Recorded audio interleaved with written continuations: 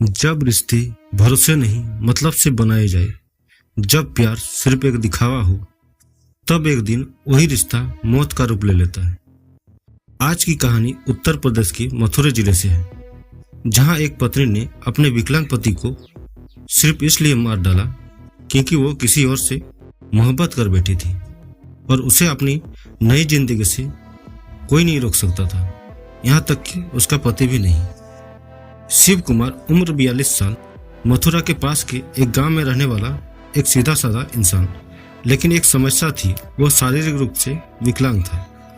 वो ना ठीक से चल सकता था और ना ही मेहनत मजदूरी करके परिवार का पेट पाल सकता था। फिर भी वो हमेशा अपनी पत्नी पूनम को खुश रखने की कोशिश करता था। छोटी छोटी चीजों में उसका ध्यान रखना, उसकी जरूरतों का ख्याल रखना। शिव ने कभी किसी चीज की कमी महसूस नहीं होने दी, लेकिन शायद पूनम को उसका ये प्यार नहीं, कमजोरी दिखाई देती थी। पूनम की उम्र 30 साल, एक सामान्य घरेलू महिला, लेकिन मन में कुछ और ही चल रहा था। शादी के कुछ साल बाद पूनम ने महसूस किया कि वो एक ऐसे इंसान के साथ बंधी हुई है जो ना उसकी इच्छाओं पूरी कर सकता है और ना ही उसे वैसा जीवन साथी मिल रहा था जैसे वो चाहती थी। धीरे धीरे उसके व्यवहार में बदलाव आने लगा। वो शिव से बात करने से कतराने लगी। कई बार बाहर देर से लौटना, कई बार मोबाइल पर घंटों बात करना, वो सभी चीजों जो पहले कभी नहीं होती थी अब आम हो गई थी। इसी बीच पूनम की जिंदगी में दाखिल होता 17 साल का नाबालिग लड़का, पड़ोस का ही रहने वाला था, जो शायद पूनम से उम्र में आधा था, लेकिन रिश्ते में सब कुछ था। प्यार, आकर्षण, जवानी का जोश और एक खतरनाक इरादा। दोनों की नजदीकियां बढ़ती गई, छुप छुपाकर मुलाकात, फोन पर लंबी बातें। फिर वो पल आया जब पूनम ने फैसला लिया, अब और नहीं, अब मुझे इस रिश्ते से छुटकारा चाहिए हर हाल में। पूनम और उसके आशिक ने मिलकर एक भयानक योजना बनाई। शिव को पहले रात को शराब पिलाई गई, इतने की वो होश कर बैठे।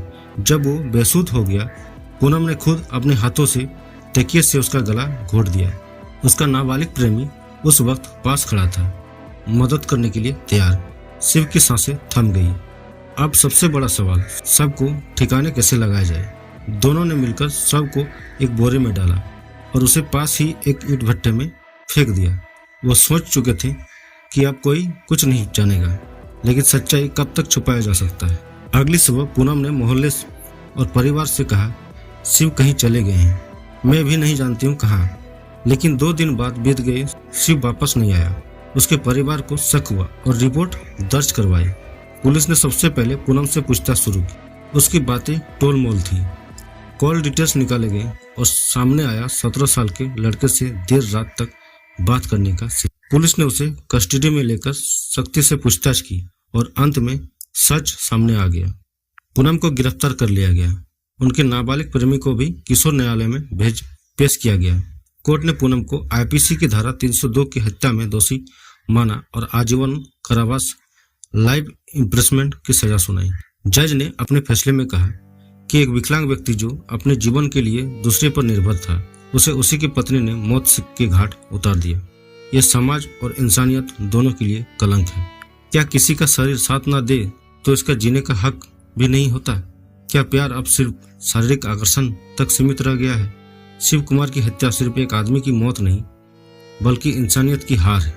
एक औरत जो पत्नी के रूप में संरक्षण और विश्वास का प्रतीक मानी जाती है, वही जब मौत की वजह बन जाए तो समाज को खुद से ये सवाल पूछना होगा, क्या हमने रिश्तों को इतना खोखला बना दिया है? अगर आपको ये कहानी सोचने पर मजबूर कर गई हो तो इस वीडियो को लाइक और शेयर करें।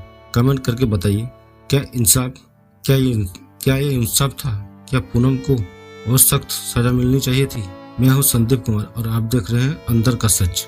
फिर मिलेंगे एक नई क्राइम स्टोरी के साथ। तब तक के लिए सावधान रहें, सुरक्षित रहें।